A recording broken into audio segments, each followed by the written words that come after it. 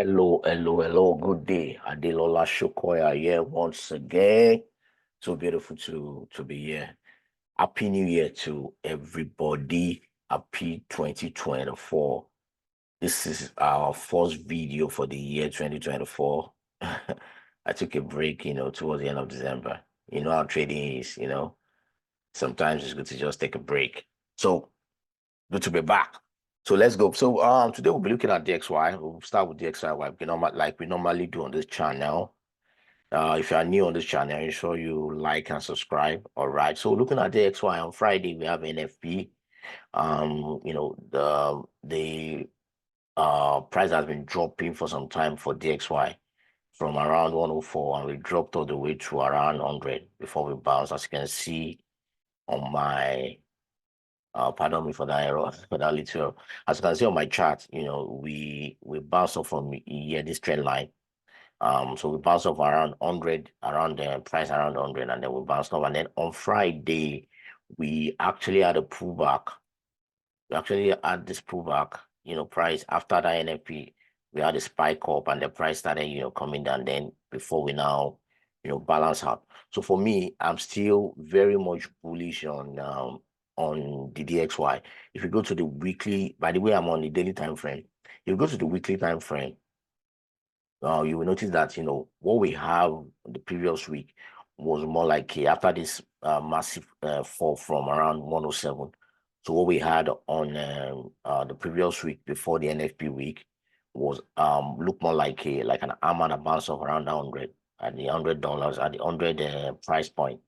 And then on this past week, we closed up, with another more like I don't want to call this a bullish engulfing candle, but it's actually more like like an engulfing candle that engulfed the previous candle. So this is a sign of a bullish movement to the upside. But then at the same time, like I said, I'll be looking for buying opportunity. I'll be probably be looking for a pullback before I take a buy. If you go to the 4-hour time frame, on Monday or later today, sorry, when market open, I expect price to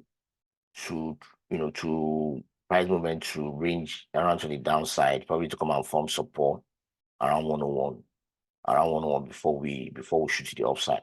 All right, so I'll be looking for a pullback before I take my buy. Okay, but if you want to be very conservative, you're a very conservative trader, you might want to wait to see a breakout from this range. We have a lot of conservative trader on this channel, so you might actually want to wait. Some people will say, okay, they will wait to see actually breakout to out of this range before they take the buy. Something that looks like this. I do that sometimes if I'm not very sure, but the chart on the weekly chart actually tells, if you look at that weekly chart, tells us that we are primed to the upside for DXY. Or like I said, we'll see a price movement to the downside, probably to form support before we continue the uptrend. So I haven't said that, some people might want to look for something like this. I do that sometimes, on this channel. If you follow me, you notice that they break out from this range, they break and retest, okay, before I take a buy. So those are the two ways you can trade this, okay? We break and retest before you take a buy, or you wait for price to pull back from support before you take a buy. Okay, but like I always say in this market, anything can happen. Even if price come all the way down, why you're taking a retest, why you're taking a buy, if I see price pull back and I take a buy, I'll be having my stop loss somewhere, a little bit below this this support line around the 100 level. Okay, so in case price break this range to the downside. So I would say that let's move on to gold. Gold also, actually we also saw the same thing for gold. Gold also pulled back a little bit. We had this massive crash. Remember last year that I took a sell around there, and I posted it on, I think I talked about it on this channel. I posted it on our Telegram group channel also, and on our WhatsApp, group. So I took a sell after this massive dump, and I rolled, that I rolled that position all the way down to around there before I jumped out. So right now I'm no longer in gold, because I've not been trading for a while. Like I said, I took a break. So so I'm just back. This week I'll be, actively trading. So I would say that, look at gold. Gold also, so we have gold also bounced off from there around 1,971. So gold also is kind of looking bullish. But if you go to the weekly time frame, I will be careful with gold, going forward. Actually, be careful with gold going forward. I don't know what's going on.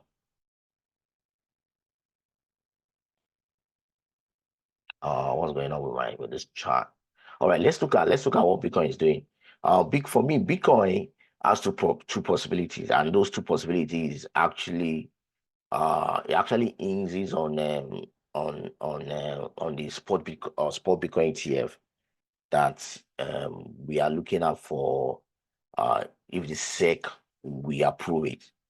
So this is actually a fundamental scenario. For Bitcoin, I'm super bullish for the long run, but the spot Bitcoin ETF approval, puts us in a little, dilemma, because two things can happen. If there's a rejection of the spot Bitcoin ETF, we might likely crash to the downside. Okay, but if the report, if that spot Bitcoin ETF is approved, I think the date is on January 10th. January 10th, the first spot Bitcoin ETF in the US that will be approved. If they don't shift that date, like they've been doing for some time, like the SEC has been doing for some time, you see that they shift the date, throughout last year they kept postponing it. All right. So we noticed the effect on the market, right? So for Bitcoin, see that we crash on the downside if there's a rejection or they postpone that the approval. All right, but if it is approved, I expect price to break out from this $45,000 range to the upside. All right. So either way, like I've been saying, I've been buying some Bitcoin for some time now. And I think I started buying around that $16,000, $17,000. I've been doing this year, dollar cost averaging. And then when it crashed, when it bottomed around there, if you remember last year, before price took off, I was analyzing that, this is a very good price point to start buying at 24,850. I started buying more too. So for me, I'll even prefer if Bitcoin crash to the downside, so that I can acquire more, because Bitcoin is currency is gold 2.0, like they used to call it digital. This is digital gold and the currency of the future. So that is it for Bitcoin. So let's look at EURUSD quickly. EURUSD also, we saw a pullback, during the course of the week, and when we had the NFP last week, Friday, price spiked up. Actually, price was moving down initially, so we saw this spike. If you go to the 4-hour time frame, notice that price was on its way before that NFP release, and the price actually now shot to the upside after that release. So I will be looking for, I'll be watching for what price will do this week for EURUSD. As long as this support holds, I'll be looking for opportunity to keep taking buy to the upside. And if you go to the weekly time frame, actually, this actually look like this actually look bearish. Look at the previous candle before this week. There's a rejection, like as you can see. There's a massive reversal candlestick pattern, and then after that we now have a bearish candle that form for the weekly for that week for EURUSD. So this actually nullify what we have on 4-hour. If you look at it, and in my trading journey, I actually like to give preference to the higher time frame. So for EURUSD, I might just sit on the sideline to watch a little bit to see what price will do, to see if we're gonna see price violate support around there. This is EURUSD on 4-hour time frame. Now notice if price is going to violate the support around there. All right. If not, I'll sit on the web. I'll be sitting on my hands to watch what EURUSD is going to do before I started, taking my decision based on what is there on the weekly time frame. Because the weekly time frame is showing us that we are likely to continue to the downside. All right. So and then it didn't really correlate with what we have on the 4-hour time frame. So if you look at the daily time frame, also we have something that looks like doji, like an indecision. Well, this is more like a bearish doji. So this, like I said, if I see a break of this support, say a break and retest. So if I see a break and retest of support, something that looks like this, then I'll be looking for opportunity to sell. If I see a break, I'll take. If I see a break of this support, then I'll be taking a sell. I'll be waiting for a retest and I'll join that downside. Or if I see a candle bounce off from this from this support to the upside, something that looks like this, and I'll be looking for buying opportunities. Like I always say, in this market, it's all about patience. Just allow the market to come to you. The market always have a way of coming to those that are patient. Like Warren Buffett said, he said the patience always, win in the long run. Just wait. If you're not so sure about what the market wants to do, that's the way. That's the way I have learned to trade this market. The truth is, the market has taken. I was forced to learn to be patient, trading forex and trading other markets, even cryptos, and stocks. One way or the other, if you want to stay long in this game, you have to learn to be patient. And learning to be patient means you have to allow the market. So moving on. So let's look at looking at pounds USD. For pounds USD, on Friday, where after NFP, we also saw this bounce off, just like Euro USD. You look at pound shares is looking more like we are going to continue to the upside. You look at this trend line, and if you on it, I'm actually on the daily time frame. You see this bounce off, and price seems to be pushing up to the upside. If you look at the weekly time frame, although this the candlestick we have for the weekly time frame looks more like a rejection candlesticks, more like a inverted hammer. All right, like what we have right now after this rejection is kind of for the previous week. Then we have this rejection. So what I'm going to be doing in trading pounds USD is to try and put it in a box. All right, I'm going to put it in a box to see what's going to happen. Like I said, with Euro USD, I'll be watching it closely to see what's going to do. It's about waiting. It's a waiting game. All right, if I see break and retest of this trend line, if I see break and retest of this trend line to the downside, that means I'll be taking a sell opportunity. But if price continues to the upside and break this resistance that has been battling for a while, there's a resistance that price has been battling for a while to the upside. Then I might wait for a break and retest before I join the buy. Before I join prices buy direction. Like I said, it's about waiting. It's about just taking your time to wait so that you can have clarity. All right, so that you don't like somebody would say, you don't jump in the front of the moving train. If you look at the 4-hour time frame, you see that what we have is we have price, bottom out here on Friday. And this looking like a very strong support. It bounced over here a couple of times before we have this bottom. But like I said, I'll be playing safe with pounds USD also to look at what price is going to do going forward if I'm going to have a break to the downside or break to the upside. All right. So lastly, let's quickly look at USD CHF.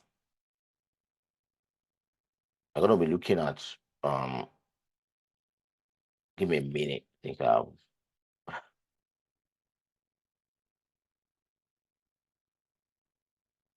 we're looking at USD CHF for the end of this for the end of the video.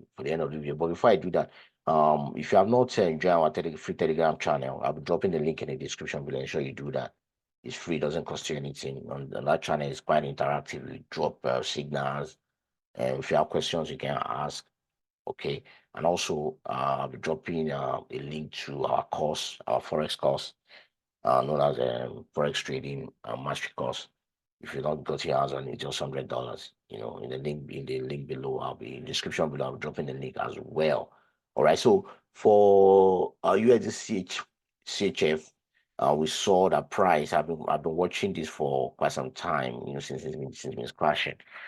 And then I think before I took a break last year, that's late last year, I think towards the end of the year, I was just looking at my chart. I was actually, I was actually, it was during my break. I just let me just check what the chart is doing, and then I stumbled on, this setup, and I love it, so I jump on this buy. I'm actually on the USD CHF on the daily time frame. I actually jump on this buy, and I followed it all the way to the upside. I took that trade, and I think my take profit was around there. On Thursday, yes, it took me out during the NFP on Friday. Yes, I jumped in on this trade around. I think that was on June. That was in December 28th of 2023. So this was the only trade I took towards the end of the year, and I just left it to run into January for taking me out. So if you look at the daily time frame, this is looking bullish. If you go to the weekly time frame, you see that it looks more like that bottom. But I expect price, what price normally do, like I like to see on the channel, don't buy at resistance and don't sell at support. So I actually expect price to pull back, expect us to have a pullback before we continue the uptrend. So I'll be waiting for that pullback. I'll be patiently waiting for the pullback for USD CHF before I jump on a buy. All right, because if you go to the daily time frame, you see that we are likely to have this pullback, to fake out people that want to sell. We are likely to see that pullback that will, fake out people that are expecting price to keep going to the downside. Well, as long as this support holds anyway, I expect price to pull back to the downside a little bit before we go to the upside. All right. So I'm gonna be seeing you in the next video. Thank you, and have a beautiful, beautiful, beautiful trading week. All right, bye.